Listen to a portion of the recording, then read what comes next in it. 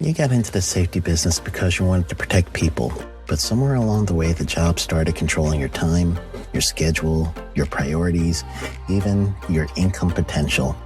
What if the expertise you've built over the years in the field can give you something more? More freedom, more control, more ownership of your future. I'm Sheldon Primus, the author of 7 Steps to Starting a Profitable Safety Consulting Business and the host of the Safety Consultant Podcast, with more than 350 episodes helping safety professionals become consultants and grow their career.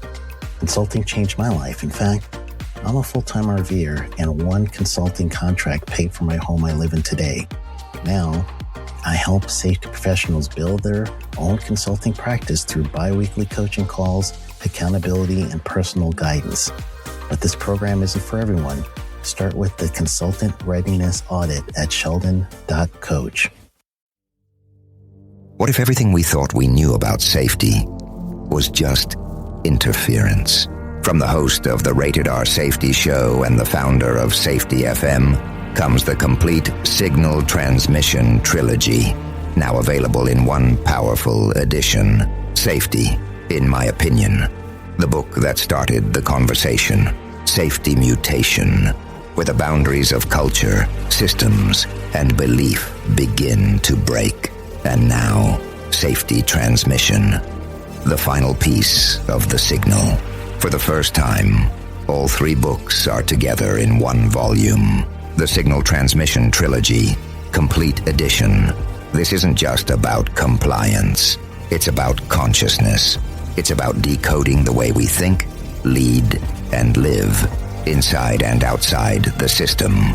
Whether you've been following the signal since the beginning or you're just now tuning in, this is the version to own.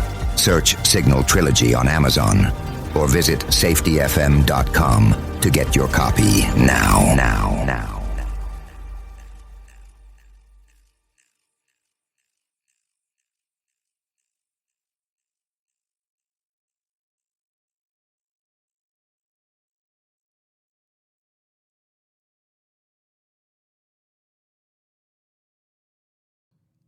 This is Andy. And this is Matt. And you're listening to The Hot Podcast with no name. What a dumb name. It's so stupid.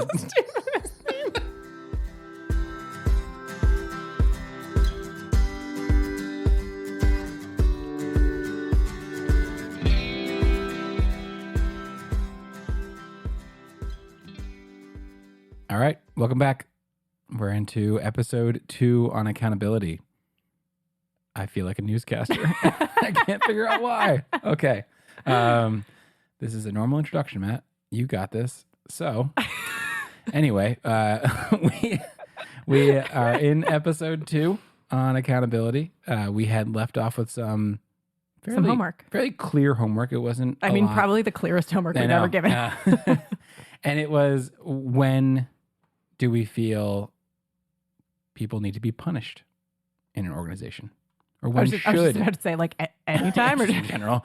No, when should people be punished in an organization? That's where we left off, and I'm sticking to it. All right. So we're going to go right into it. And I think we'll start with a kind of a story. Oh. Weave us a tale, Matthew. I'll Weave paint us us a picture. I'll try to, at least. Okay. Which goes into a training you and I did. Yes. A couple weeks ago. Yeah, not too long ago. Not too long ago. Where we decided to do it a little bit differently because it was going to be centered around accountability for the whole, I think it was 4 hours. Correct. So we decided to start by asking the group a question, or a couple of questions. Mm-hmm. And they were pretty straightforward. It was, what does accountability mean? When do we need to hold someone accountable? And then lastly was, when do we feel pressure from above or from leaders in the organization to hold people accountable that maybe is not a part of part 2, which was, when do we want to do it? It's when the leaders feel like we should, but we don't really feel like we should, but we have to do it anyway. Right. Okay. Yeah. We don't agree, but we feel the pressure to do it. But we know who sometimes can be the loudest voice in the room.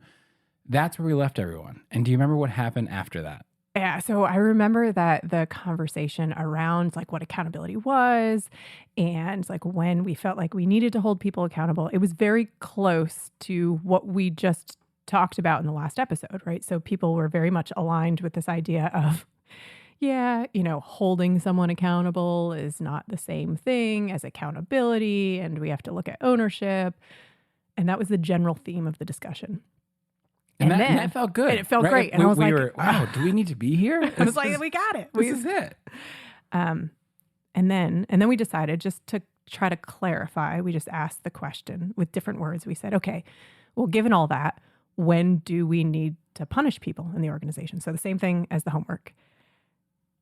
And people had lots of answers. Yeah, I couldn't tell if someone like all of a sudden like raised a pitchfork over there. I got it. I figured it out. And they knew the moments. But we had some very clear and very passionate answers. Yes. And I would say in general, a lot of people agreed. Like it wasn't like someone was a voice and everyone else was like, no, that's not true. Right. What we saw was there's a pretty consistent thought as to when we need to. Yes. And so one of them is something that I think we would agree with in this hop space, right? So there is an idea of, hey, if somebody has really negative intent, like if they are intending harm, then we absolutely need to punish the person. And sometimes that's not even like punishment in the organization. That's like calling external authorities to ask for this person to be removed. So yeah, so that was one of the things that was mentioned. And just to be clear, we totally agree with that. There's not a there's not a like coming. no, right. It is in those situations. Correct. If someone is intending harm, yes, for sure, right? Yes. We want to remove that person as quickly as possible from doing more harm. And that's harm to others or harm to the organization or whatever you're saying. If your intention is to cause pain, right, then that can't be tolerated. Correct.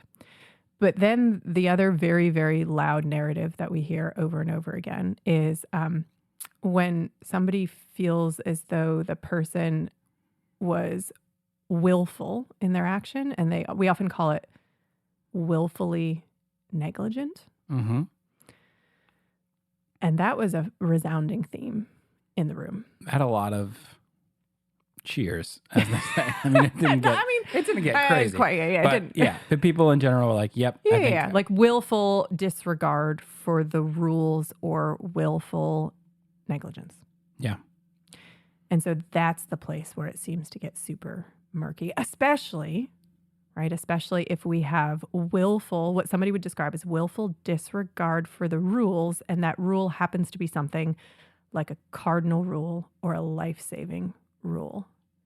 And then for most people, that feels like pretty clear-cut in terms of punishment shall be issued. Actually, most organizations even have policies around that, right? So like if there is willful disregard for a rule that is a cardinal rule, most organizations say there shall be this type of punishment for it. And it's not always 3 strikes and you're out. No, some organizations it's a 1 strike you're Yeah. out with very few questions asked. And I think it's important to call out that in a lot of these conversations, you can see, I don't know, the emotion in people's eyes when they tell us this, because it means a lot to them. Like, they're thinking of stories or examples that they've gone through when they're saying this. Like it's really passionate. And as someone who's not from safety, sometimes I feel a bit disconnected. Obviously, I can empathize with what they've gone through or what they may have gone through.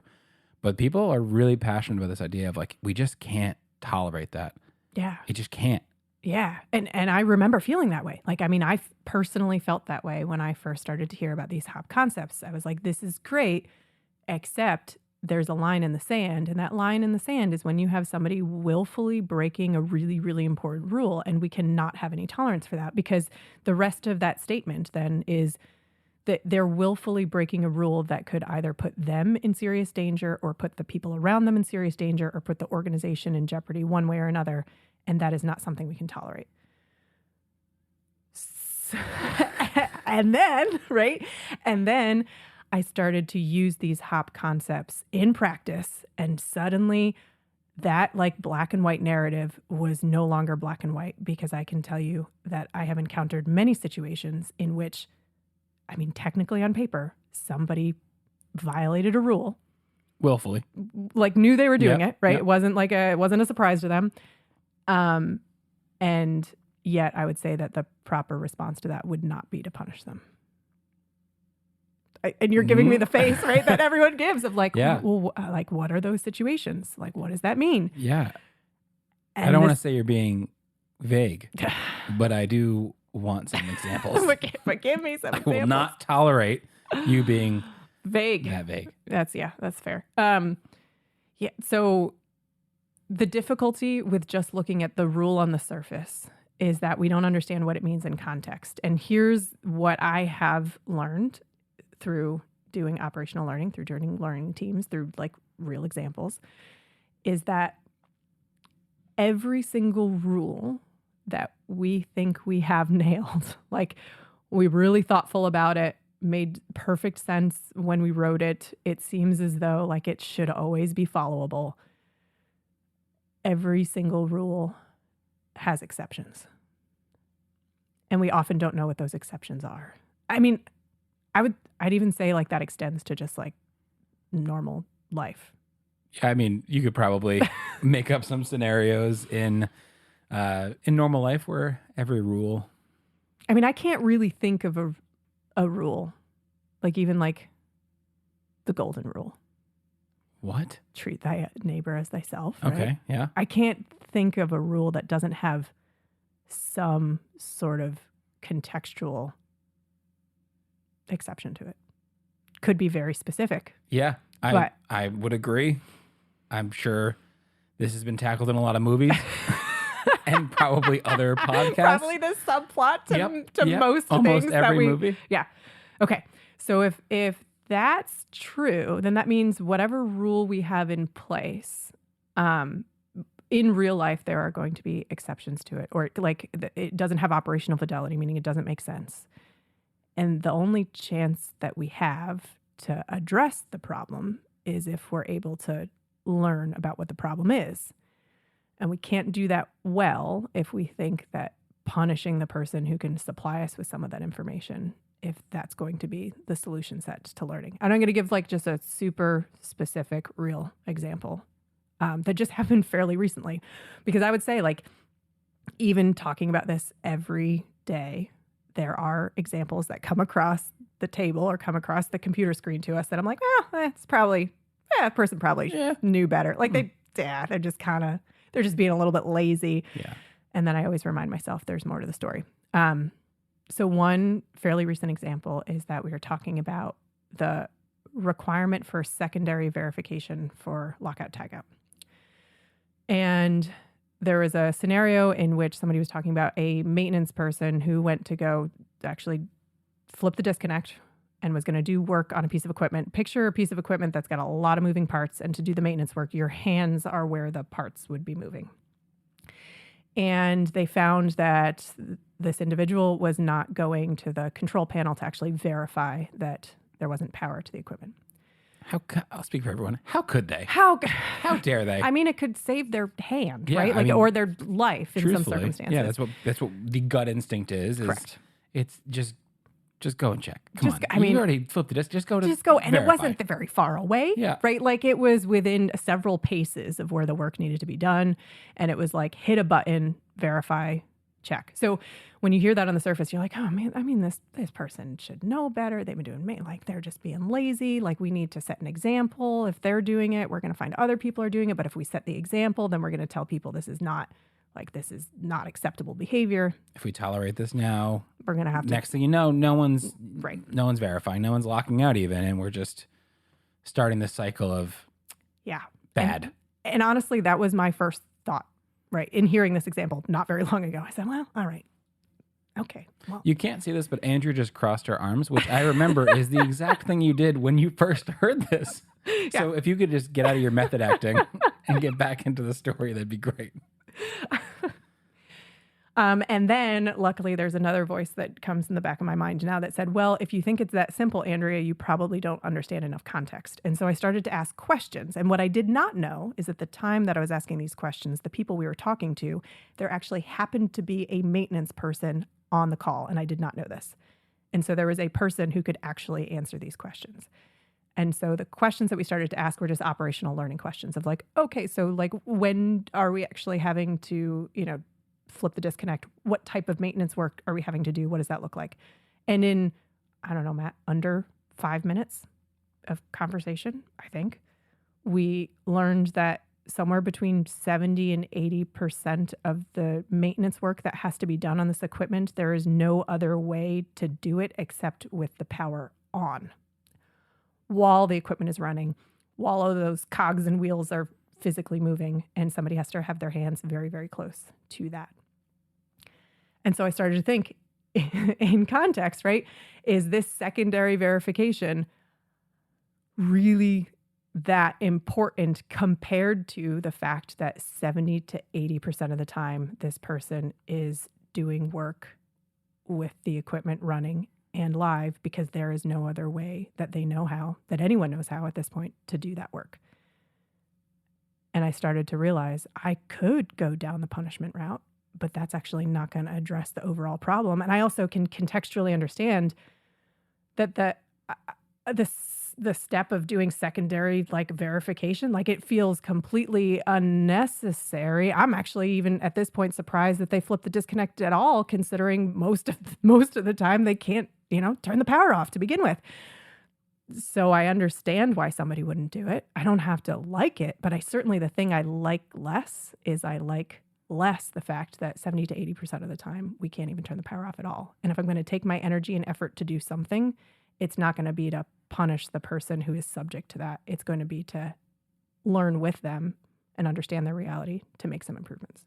And that, there's a realistic possibility that we could be hearing that information, and then if I knew how to use the device, I'd put the record scratch on where it's like, we heard it, record Wait, scratch. Can you please just do it for us? No, with your mouth. Got it in one.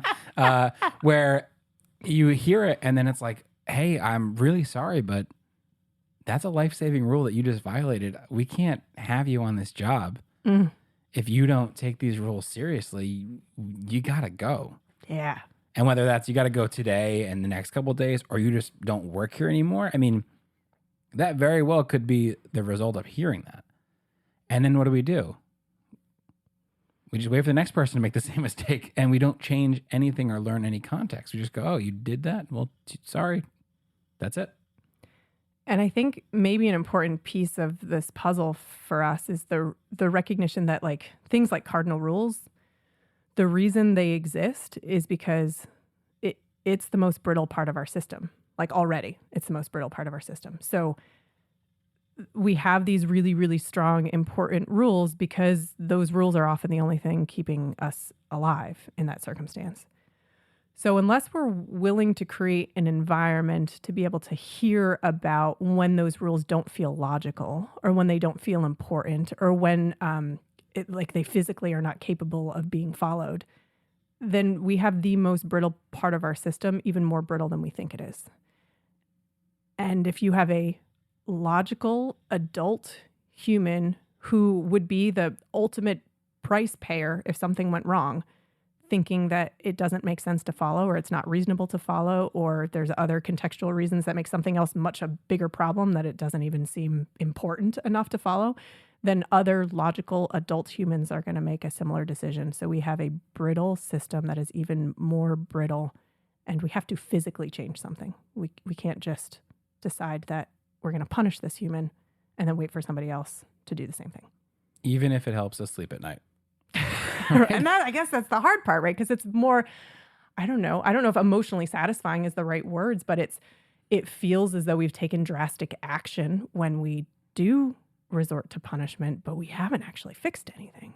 Well, if we put these, these life-saving rules, these cardinal rules on the pedestal of being untouchable, they're, when someone breaks them, it's just so easy to say, well, it's a person problem.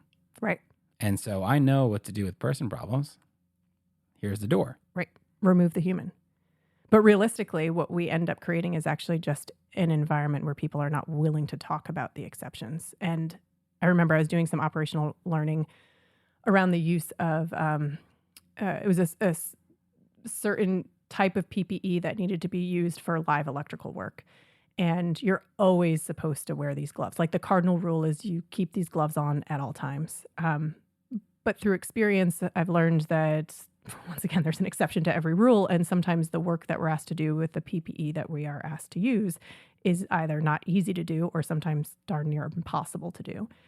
And so I was working with an organization that this rule had been enforced through punishment many, many times. And so even in a learning environment where we were asking, hey, are there any exceptions to being able to use these gloves? People would just say, no, absolutely not. We use them all the time. We use them all the time.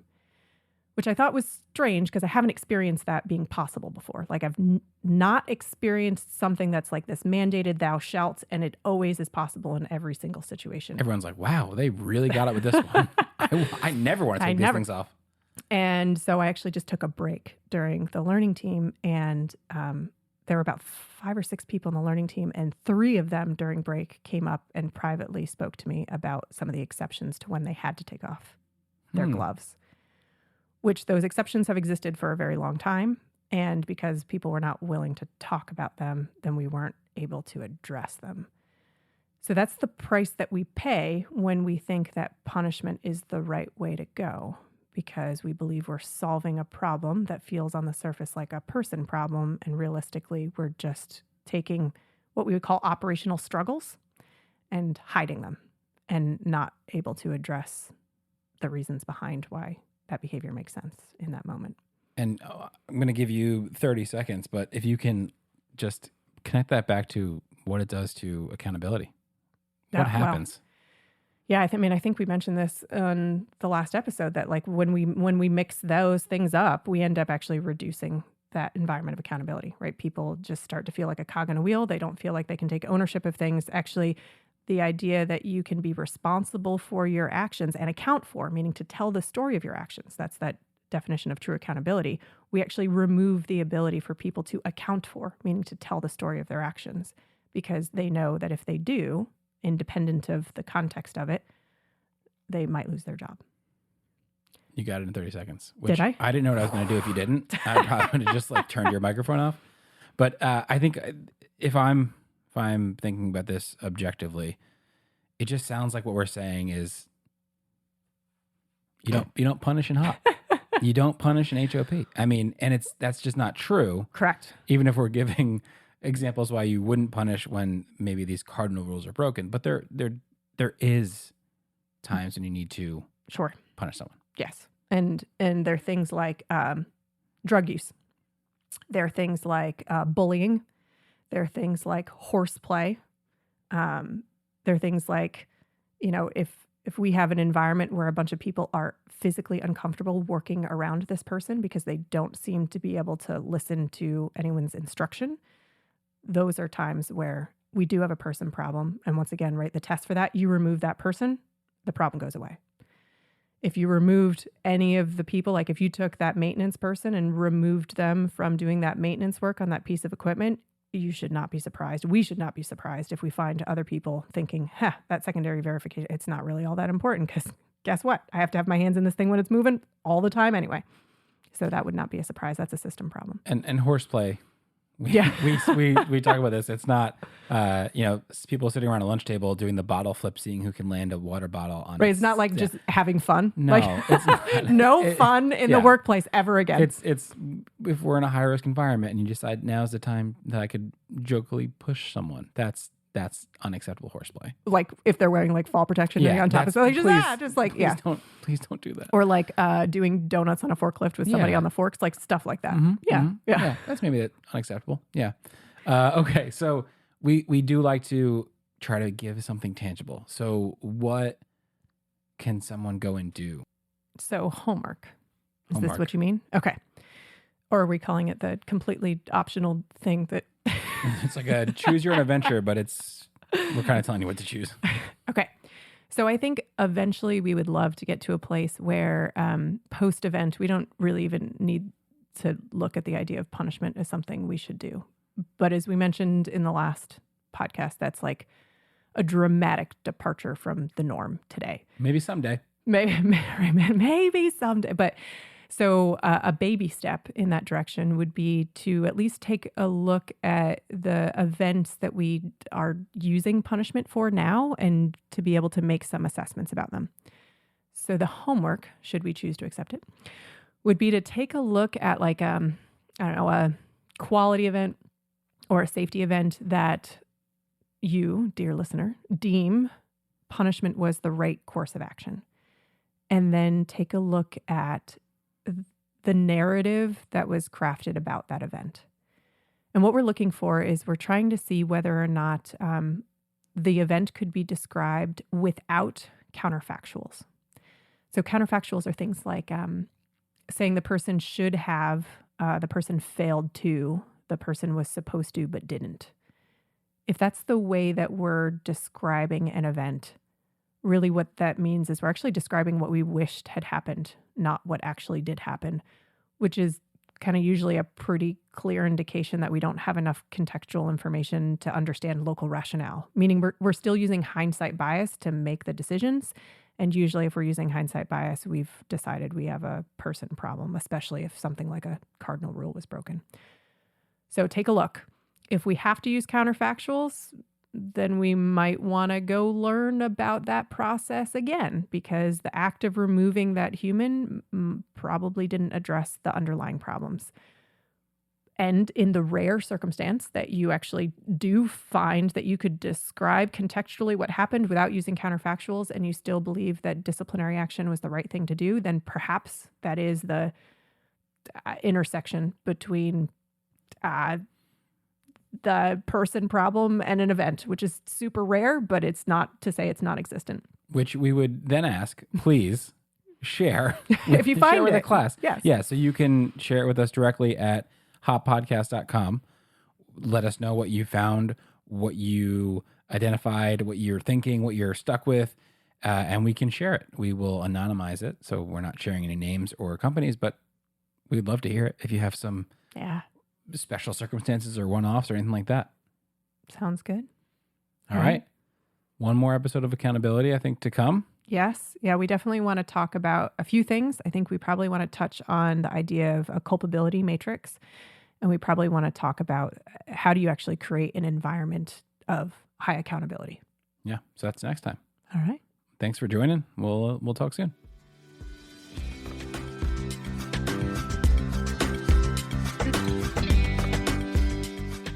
Well, that's it.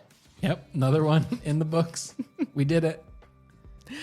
If you want to send us any of your thoughts, actually fling us any of your thoughts, you can do so at the website www.hoppodcast.com. That's hoppodcast.com. It's still such a stupid name. It's such a stupid name. We look forward to hearing from you. Thanks for listening.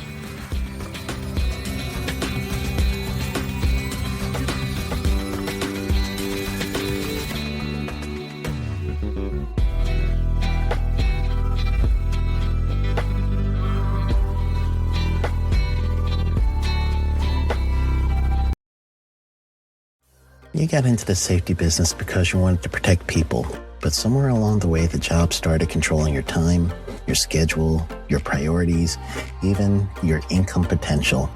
What if the expertise you've built over the years in the field can give you something more? More freedom, more control, more ownership of your future. I'm Sheldon Primus, the author of 7 Steps to Starting a Profitable Safety Consulting Business and the host of the Safety Consultant Podcast, with more than 350 episodes helping safety professionals become consultants and grow their career. Consulting changed my life. In fact, I'm a full-time RVer, and one consulting contract paid for my home I live in today. Now, I help safety professionals build their own consulting practice through bi-weekly coaching calls, accountability, and personal guidance. But this program isn't for everyone. Start with the Consultant Readiness Audit at sheldon.coach. What if everything we thought we knew about safety was just interference?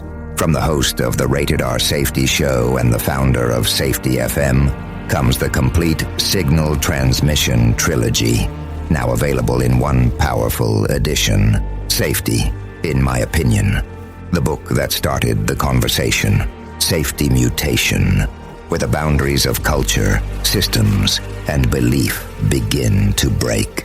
And now, safety transmission, the final piece of the signal. For the first time, all 3 books are together in one volume. The Signal Transmission Trilogy, Complete Edition.